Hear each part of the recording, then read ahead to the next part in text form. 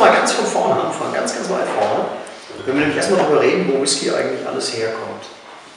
Ich meine, jetzt im Moment ist es ja schon sehr deutlich, weil durch die Presse ging ja vor ein paar Wochen ein Bericht drüber, dass jetzt urplötzlich ja kein schottischer Whisky der beste Whisky der Welt sei, sondern dass jetzt urplötzlich ein Japaner der beste der Welt sei.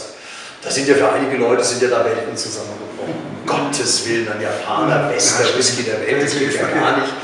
Das darf ja gar nicht sein. Denn der erste Schluck Alkohol des Tages brennt. Es wäre natürlich mal zu sehen, ob jemand sagt, bei mir hat das überhaupt nicht gebrannt. Das habe ich auch in manchen Tastings. Sitzen die Leute dann drin, so diese gerade so möchte gerne Experten, boah, ich hier, Whisky-Kenner, ersten Schluck genommen und bei mir brennt gar nichts. Wie viel war da schon drin? Ja, das sollte man vielleicht mal nachfragen, wie viel war da schon drin. Tatsächlich ist es immer so, wenn wir ein Destillat zu uns nehmen, der erste Schluck des Destillates brennt. Das heißt, auch wenn wir irgendeine Beurteilung machen, Obstbrand oder sonst was, wir kriegen was gereicht, man nimmt den ersten Schluck und boah, ist das brennt. Jetzt überlegen wir das mal, wenn wir das zum ersten Mal machen. Ich habe gedreht, ich habe gerochen, oh, viel Alkohol, erster Schluck, oh, brennt, habe ich zweimal ablehnend. Zweimal. Das ist also zweimal ein Grund zu sagen, kaufe ich nicht.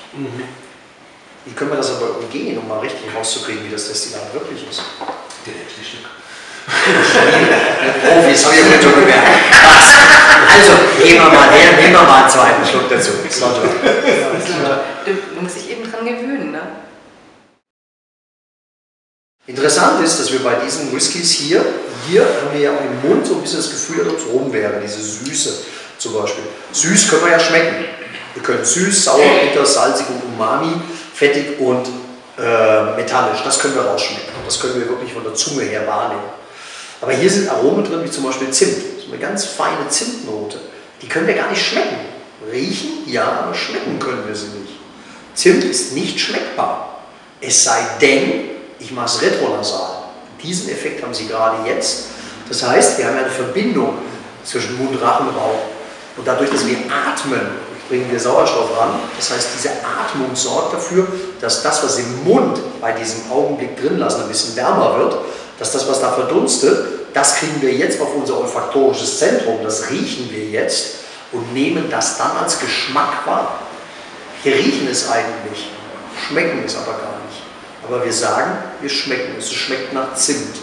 Zimt kannst du nicht schmecken, sondern Zimt kannst du nur riechen und dann sagen, dass du es schmeckst. Das ist das ganz typische retronasale Riechen, was man hier macht. Also das ist so ein bisschen Sensorik, die man hier bei solchen Spirituosen macht. Jetzt, wie kommen Fässer eigentlich überhaupt beim Whisky hin? Normalerweise wurde Whisky nicht getrunken aus Fässern. Whisky wurde getrunken, wie er von der Brennblase runterlief. Wasser klar, 70 bis 80 Volumenprozent. Das war die Art und Weise, wie Whisky getrunken wurde. Weicheier haben ab und zu mal Wasser zugegeben, sonst alles andere wurde das Zeug pur getrunken. Allerdings. Entschuldigung, wenn ich schon unterbreche, aber dann in dem Fall hat es keine Farbe. Definitiv. Whisky hatte da auch noch gar keine Farbe. Genau. Das war crystal clear Water, nichts anderes. Deswegen auch der Name. Genau. Der gälische Name ist ja eigentlich Ishkiba. Genau. Und Ishkiba heißt Wasser und Leben. Genau. Und daraus hat man Wasser des Lebens oder Aqua Vitae im Lateinischen gemacht. Wenn man aber das wörtlich übersetzt, Whisky ist eigentlich eine englische Verballhornung des gälischen Wortes Wasser. Und das gälische Wort Wasser ist Ishki.